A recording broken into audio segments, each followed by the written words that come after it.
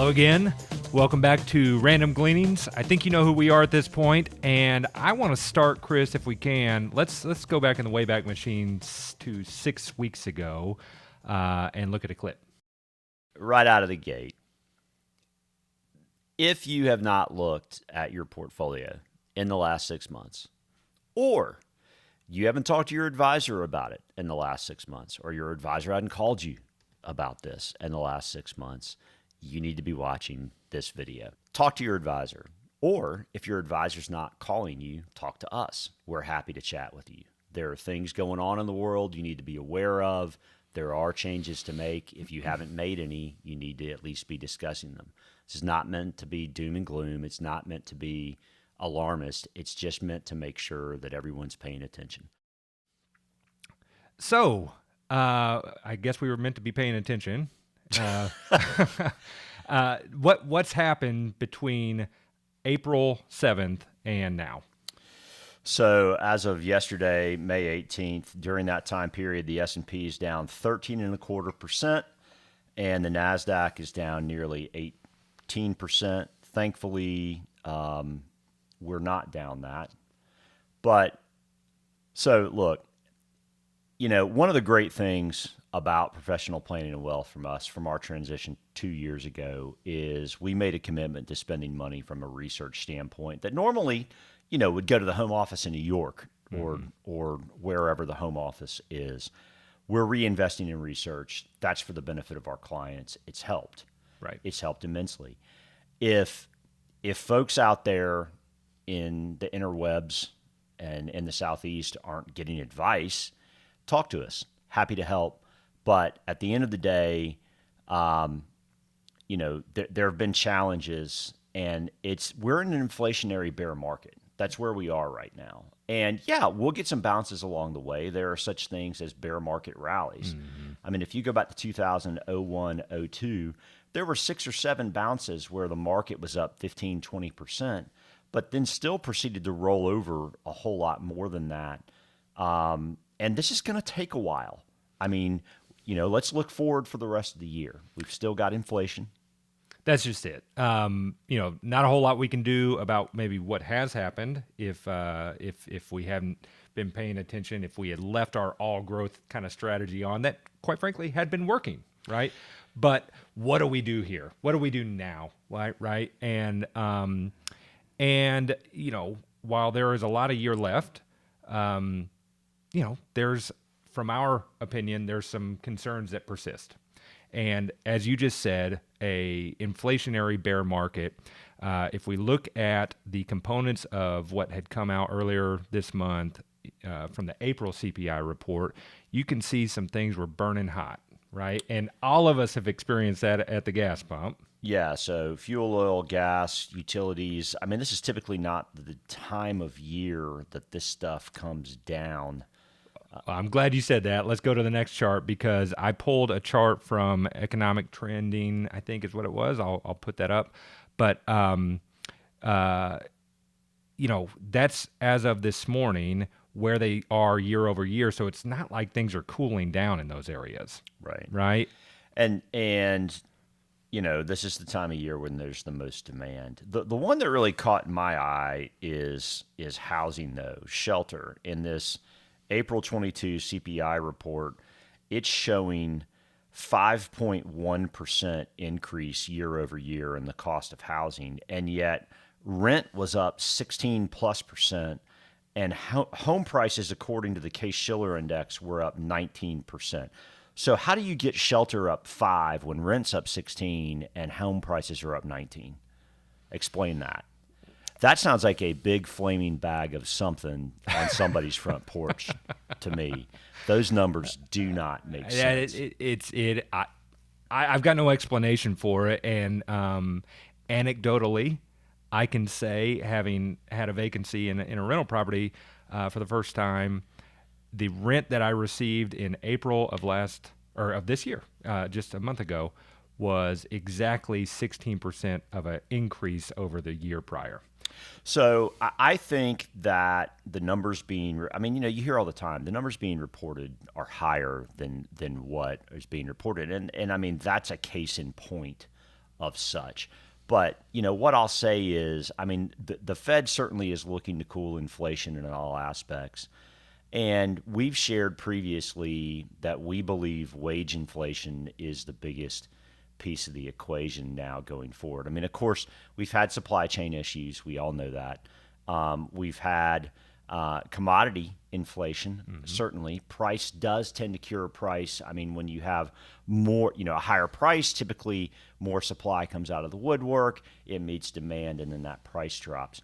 But wage inflation still is the biggest issue. And that's because we got a lot of open jobs and not a lot of people to fill them. Where's the unemployment rate right now? 3.6%. 3.6. So looking back, this was a chart we really enjoyed from Liz Ann Saunders back in the day. It's got a timestamp from 2018 of how, when unemployment is low, the equity market's a little bit more challenging. And what's interesting in the next chart is if you look at the last 20 years in terms of unemployment and then stock market returns, usually the stock market leads unemployment, but if they're kind of inversely correlated. Ultimately, stocks go down, unemployment starts up, and ultimately where you land is that some of the best times to buy stocks is when unemployment is a whole lot higher, which it's not right this minute. It's not only not, it's at a near historic low from the unemployment rate, but as you said earlier, we are in a super tight labor market, because if we go to this next chart from the Fed, it indicates that there is exactly half of a person for every half of an unemployed person for every open job. We've made a hire since we've gone independent, and fortunately, we hired a whole person. Yeah, a whole person is always good. Listen, until you either see the unemployment rate rising or you see announcements that there are major companies that are putting on hiring freezes, the Fed's not going to reach their goal. It's just not going to happen. We're going to have some degree of higher unemployment or fewer job openings. And right now we're at 3.6% unemployment. We have 11.5 million job openings. Pre-COVID, there were 6 million job openings. So right now, if you had every human being in the United States go to work and there was a 0.0 unemployment rate, you'd still have 5.5, 6 million jobs open. So we got to close that gap. So my question is, do you think people are worried about layoffs? I do not. Next chart. We're going to start using Google Trends more to see what words are popping up in terms of searches. And I can say for certain right now, if you Google, go to Google Trends and look up layoff, the needle hadn't moved. Not at all. It hadn't moved. I mean, you can see through history when it has, but it hadn't started yet. And the question is, will it in the coming 6 months? Now, if you search the word recession, it's a little different story. Mm-hmm. That's starting to pop up on some screens. Yeah. And yet, I think we've in the past referenced the idea that retail sales are strong, consumers strong, and we came across this tweet. Going to be a wild recession with retail sales and industrial production at all-time highs. You did a little further digging on the idea of what is that correlation to a recession. What did you find? So, not calling out this gentleman at all. He's a strategist for a firm up north.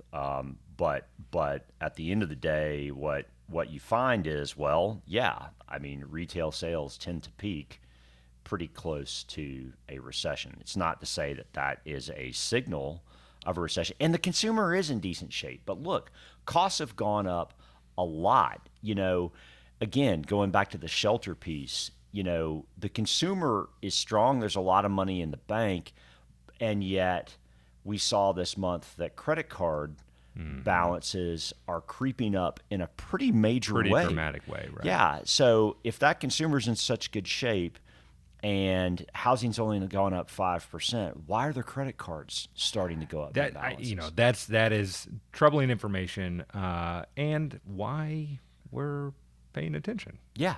I mean, Walmart, Target, and Amazon all of a sudden aren't looking all that hot. And I'm not talking about their stock prices. I'm talking about sales. Right. And man, that's a tricky place to be. So, I guess my question, Chris, is amongst all this kind of sour news that we're highlighting today, which I think is in an effort to suggest that there are things out there that are under the surface at present but are a warning sign. What is there to be positive about? Well, if you have cash, the answer is there are going to be bounces along the way. And those are going to be buying opportunities, which certainly we'll be working to take advantage of. But I mean, this will end at some point. That's right.